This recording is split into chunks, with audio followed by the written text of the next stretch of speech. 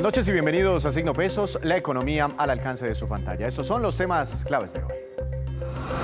Definido el nuevo impuesto, el designado ministro de Hacienda José Antonio Ocampo aclaró hoy las reales intenciones del nuevo gobierno de elevar el impuesto a la ganancia ocasional.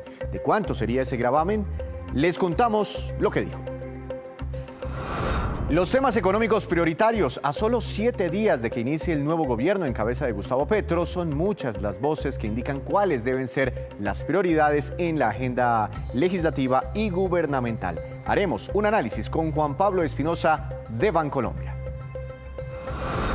Ventas de vehículos se recuperan. Hasta julio de este año hay un crecimiento de casi el 10% en la comercialización de carros nuevos en el país. Analizaremos el mercado y las cifras de este reporte con Juliana Rico de la Cámara de Vehículos de la ANDI.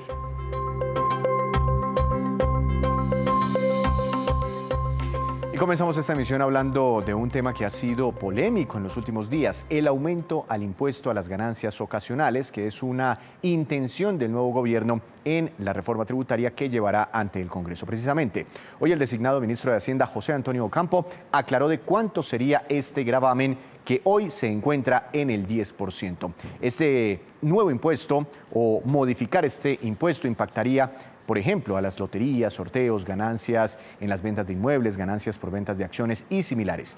Veamos lo que dijo el nuevo ministro. El análisis que hemos venido haciendo sobre los impuestos a personas naturales nos indican que en los rangos más altos de la distribución del ingreso, donde tienden a bajar las tasas efectivas de tributación, una parte muy importante de los ingresos son ganancias ocasionales. Por ese motivo hemos estado analizando qué tasa de impuestos ponerle a las ganancias ocasionales. Y en tal sentido, aunque esta es una decisión todavía en curso, creo que iremos por un 20%, o sea, aumentar del 10 al 20%. Y hablando de impuestos y reforma tributaria, hay polémica entre quienes sostienen que no se necesita una nueva reforma a los impuestos y quienes sí creen que es urgente. Lo mismo pasa con otros temas como la revisión al Tratado de Libre Comercio con Estados Unidos, la llamada reforma agraria y mantener o no los subsidios a las familias de escasos recursos, entre otros temas. Para analizar un poco estas prioridades, quiero saludar al doctor Juan Pablo Espinosa, gerente de Investigaciones Económicas de Bancolombia. Doctor Espinosa, buenas noches. Gracias por estar aquí en Signo Pesos. Hola Víctor, muy buenas noches, un saludo para usted y para toda la audiencia. ¿Se necesita o no se necesita una reforma tributaria, doctor Espinosa?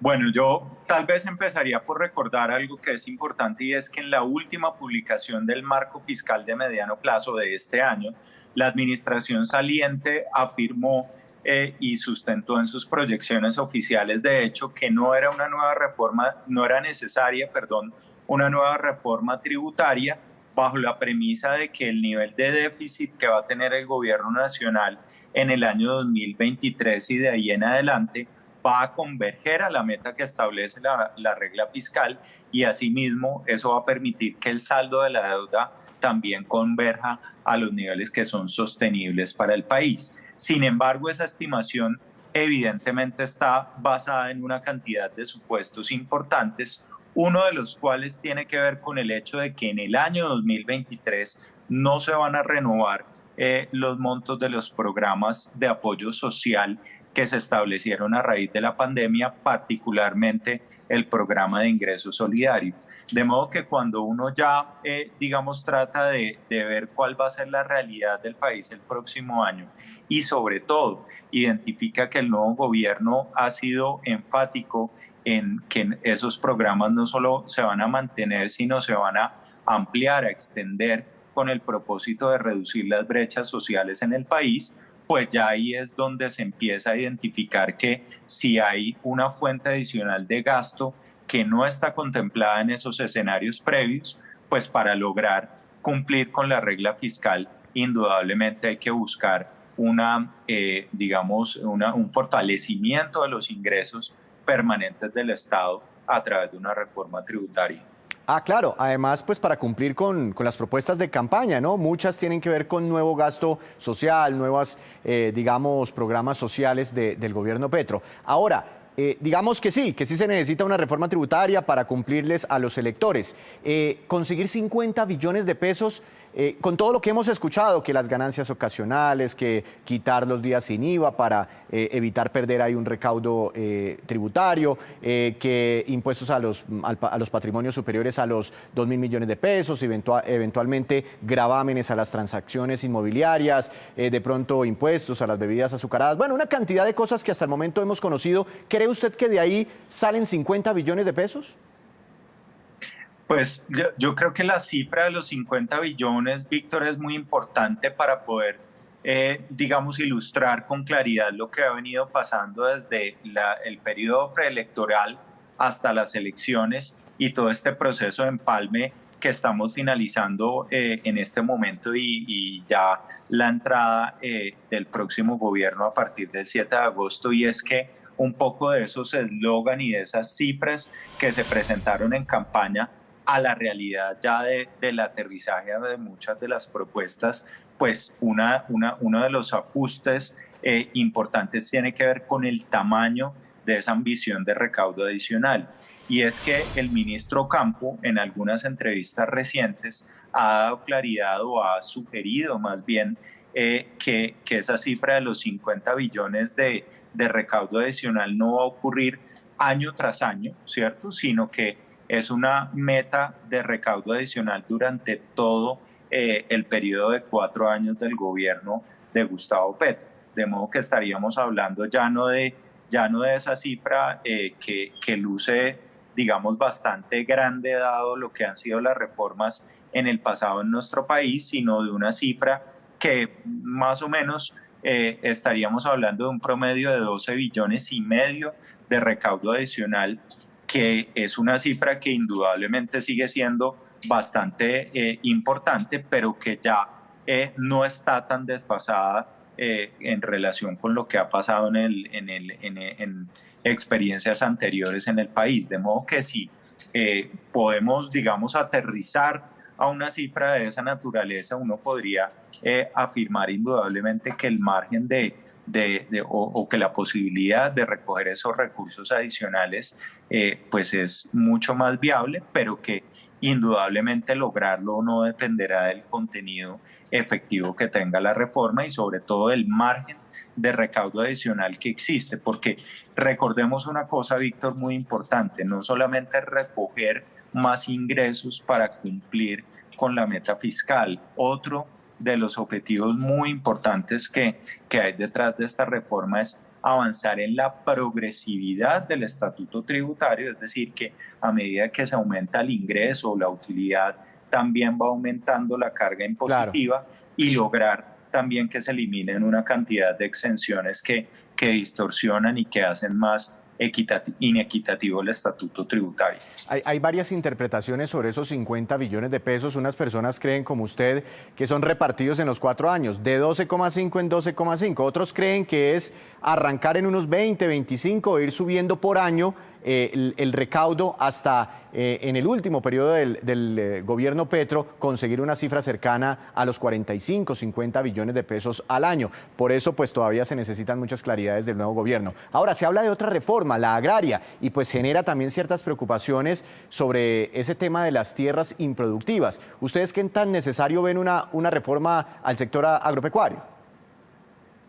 Pues yo creo que Colombia ha venido desde el acuerdo de paz avanzando en una redefinición de fondo de la propiedad de la tierra en Colombia. De hecho, pues una de las causas que se han identificado del conflicto armado en Colombia justamente tiene que ver con la tenencia, con la propiedad de la tierra.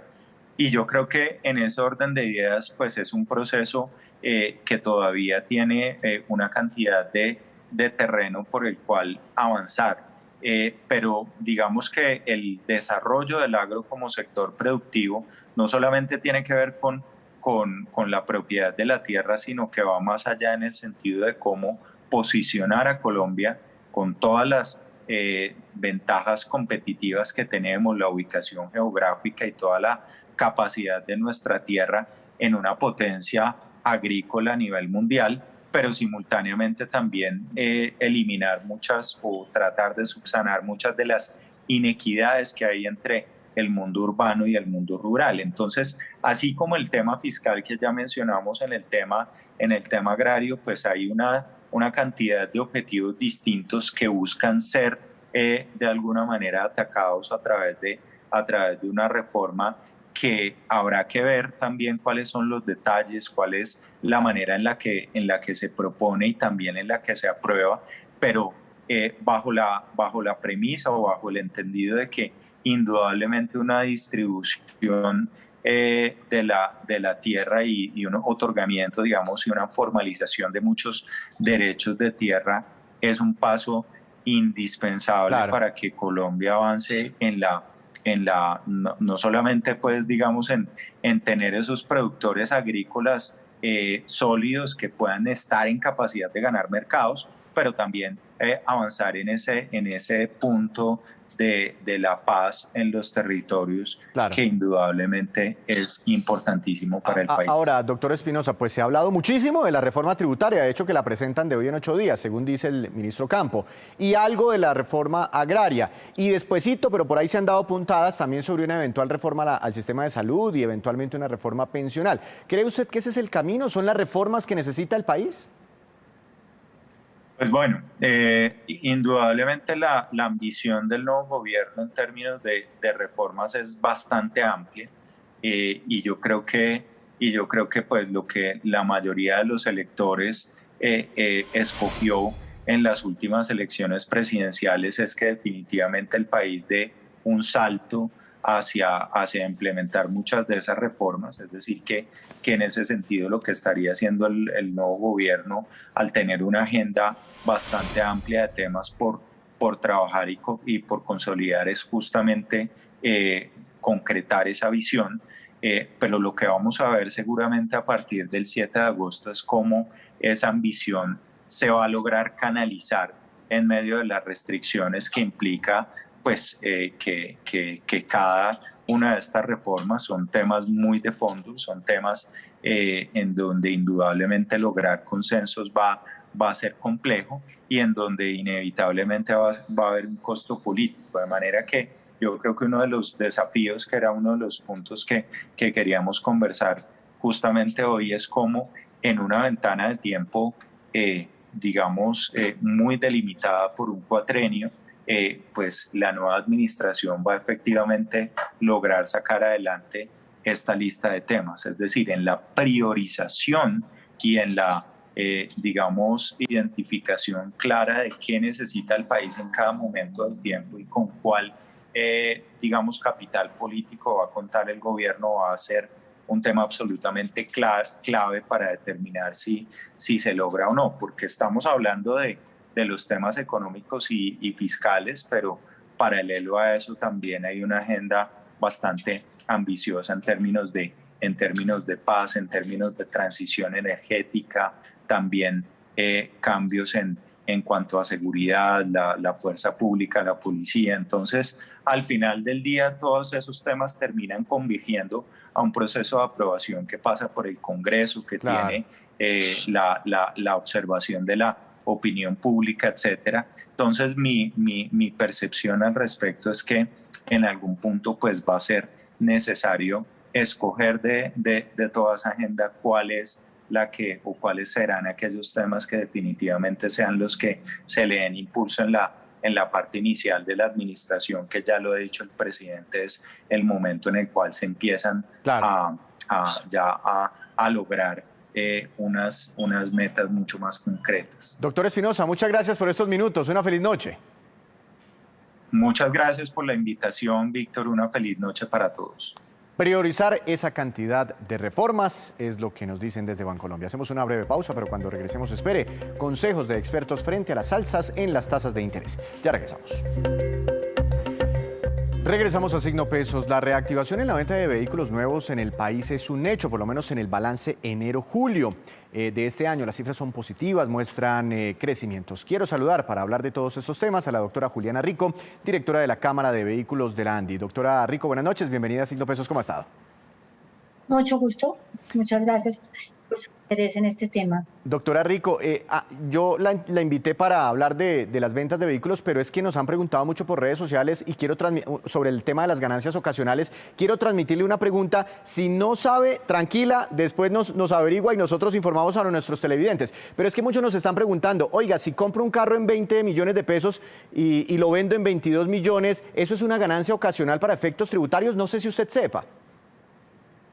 No, no soy experta en temas tributarios y por supuesto este será un tema que lo debe definir la aduana y no nosotros. La DIAN.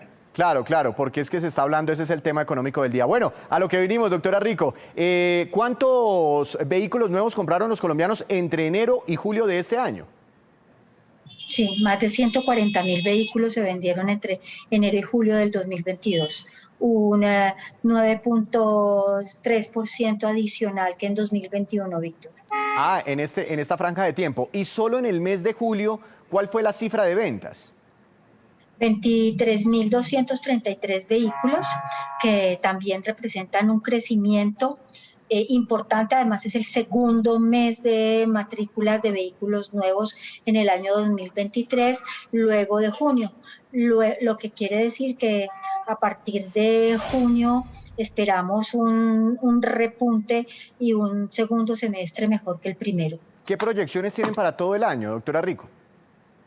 De acuerdo a las cifras que te acabo de mencionar, yo creería que vamos a superar las cifras proyectadas de 265.000 vehículos a diciembre de 2020, del 22, e igual va a suceder en el caso de motocicletas, donde también tenemos un reporte de crecimiento importante. Ya le voy a preguntar particularmente por el tema de las motocicletas, pero ¿qué hay detrás de estas cifras? ¿Por qué los colombianos están este año comprando más carros nuevos? Gracias. Hay tres razones. Una, y es muy importante, es el concepto de movilidad luego del 2020 y 2021 y las necesidades de transporte son fundamentales para los colombianos, tanto en vehículos de 4 ruedas como en vehículos de 2 ruedas. Para el colombiano, acceder a un vehículo automotor y tener un vehículo familiar para efectos de trabajo, para efectos de prestación de servicios, para los usos que requiere con las nuevas necesidades de la nueva modernidad, pues hacen necesario concretar la aspiración de contar con un vehículo particular o un vehículo propio. Claro. Esa es una. La segunda es, por supuesto, que los vehículos son bioseguros y seguros y, evidentemente, los colombianos queremos transportarnos en esas condiciones y el vehículo automotor cumple con esas condiciones. Y el tercero es que traíamos un consumo, una necesidad de consumo represado en 2020 y 2021, incluso 2019 no fue un año de altísimas matrículas. Entonces ese represamiento de la demanda pues se está concretando en las compras actuales. Claro. Ahora, por segmentos, ¿cuáles son como los vehículos que más están comprando los colombianos? Los utilitarios son los vehículos que más han crecido y en el primer trimestre de 2022 los camiones, los buses son un segmento muy importante, lo cual yo destacaría porque significa que las empresas medianas y pequeñas y los emprendimientos por supuesto también han venido necesitando una renovación de su parque automotor de buses y camiones, y en el caso de buses debemos destacar la reposición de Transmilenio y de algunas ciudades principales que por supuesto están contando con unas nuevas flotas. No sucede lo propio con vehículos intermunicipales que han tenido un comportamiento no tan positivo. ¿Cuáles son los utilitarios, doctora Rico? Sí, los utilitarios son los que denominamos SUV o que denominamos camperos o que son multipropósito, son o camionetas sí, exacto. Ya los identifico bien. Bueno, híbridos y eléctricos. Son 4x4 que funcionan 4x4 o 4x2 también. Sí. 4x2. Híbridos y eléctricos, ¿cómo van? Los vehículos eléctricos continúan creciendo, por supuesto han crecido más de un 100% en relación con el año pasado. Casi todo, se han vendido más de 3.000 vehículos solo en 2022. Y a lo largo de la historia de Colombia se han vendido 8.000, es decir que estamos en un buen momento de la venta de vehículos eléctricos. Lo que pasa es que parte de estos vehículos eléctricos son los de Transmilenio, los vehículos de transporte de pasajeros y también son los vehículos pequeños denominados cuadriciclos. Entonces todavía no hay un repunte importante ni una participación importante de los vehículos eléctricos, pero sigue siendo un crecimiento relevante. Y los vehículos híbridos que le están compitiendo a los vehículos eléctricos de una forma sustancial, pues se han vendido más de 11.000 vehículos, casi 12.000 vehículos al corte de julio del 2022. Entiendo. Este tema de la crisis logística internacional y el dólar caro, ¿ha afectado en algo la comercialización, las ventas de vehículos? Sí, el suministro de partes y piezas, de los chips y de las partes electrónicas, de los costos logísticos internacionales en los puertos y los costos marítimos, por supuesto, han dificultado la disponibilidad de producto para la construcción de vehículos y el comercio de los mismos a nivel mundial. Colombia no es la excepción de esta situación, pero sale mejor librada a nivel regional. Por marcas, ¿cuáles son las que más están comprando los colombianos? No sé si tenga esa información. Me encanta esa pregunta. La Andy representa a la industria nacional y por supuesto General Motors, Colmotores y Renault siguen siendo las dos primeras marcas del país en automóviles, utilitarios, pickups y demás. Y también la marca más relevante del país es Hino Motors Toyota, que también es productora en su caso de buses y camiones. Entonces los tres productores colombianos siguen ocupando los lugares preferenciales en el corazón de los colombianos.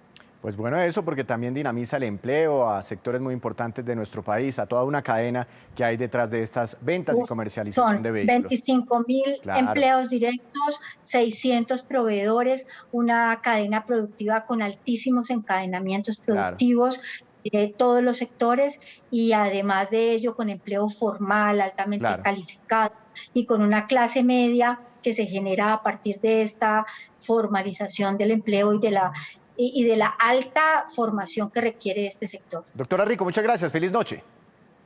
A ti. Así va entonces el mercado. A usted también. Muchas gracias. Ese es el informe más reciente del mercado automotor. Más información, si está pensando endeudarse con productos bancarios, tenga mucho cuidado. La Superintendencia Financiera anunció que para este mes de agosto, a partir de hoy, la tasa de usura en Colombia se ubicará en más del 33%, la más alta en 5 años. Esta es una tasa efectiva anual. Les contamos qué recomendaciones nos entregan los expertos.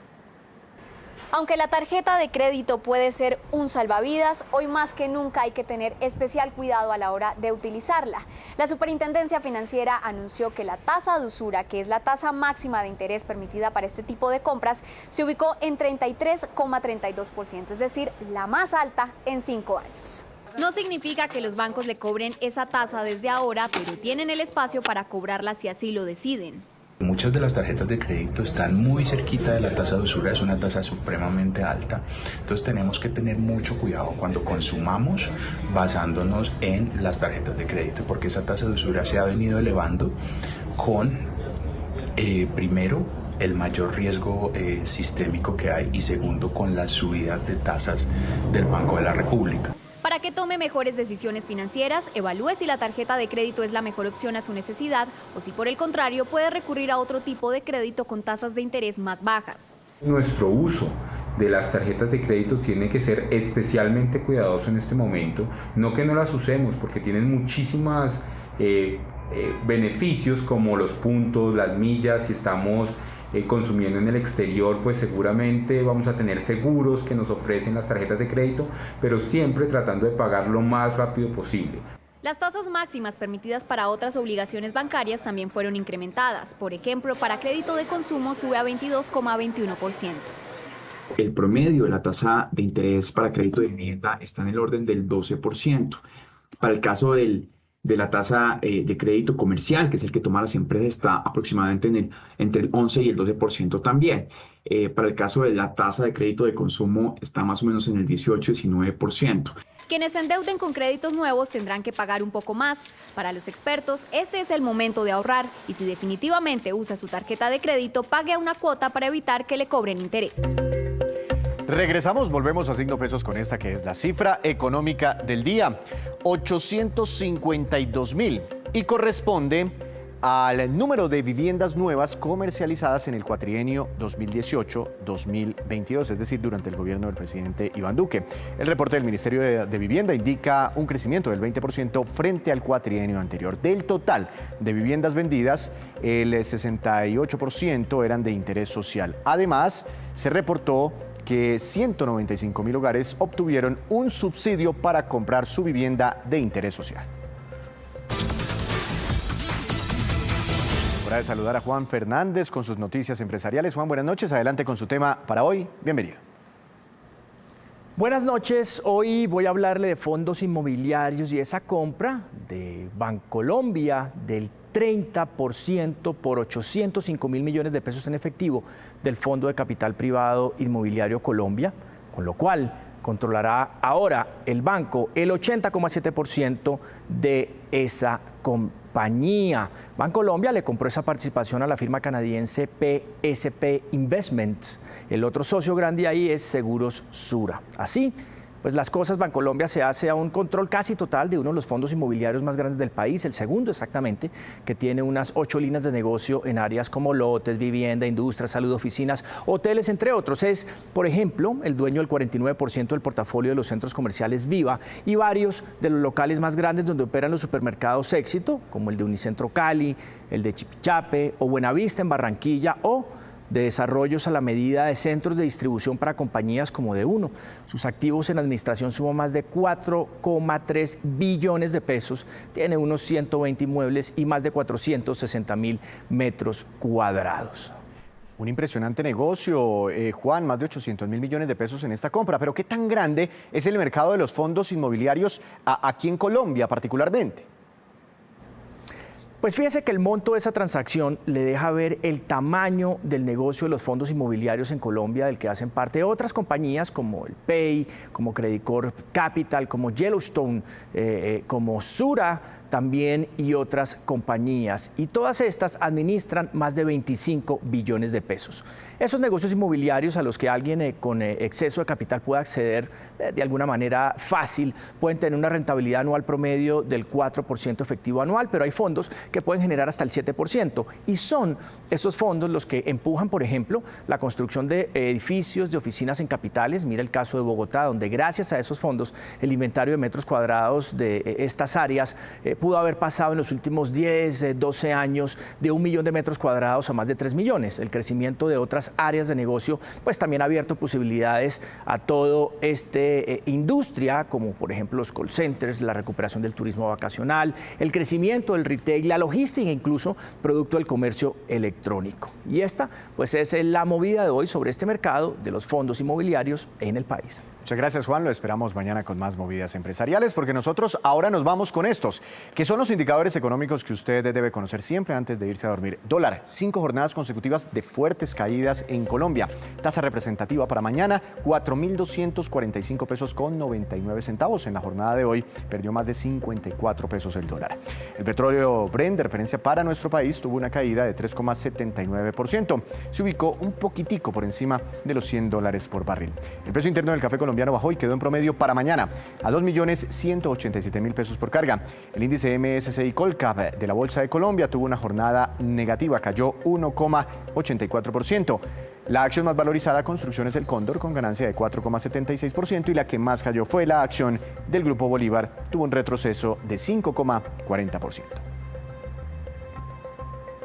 Antes de despedirnos, los quiero dejar con este dato. La siguiente es la lista de los países que más exportan gas natural en el mundo. Australia es el primero con 108.000 millones de metros cúbicos exportados cada año. Qatar le sigue, 106.000 millones. Estados Unidos, 95.000 millones. Rusia, 39.000 millones. Y Malasia, 33.000 millones.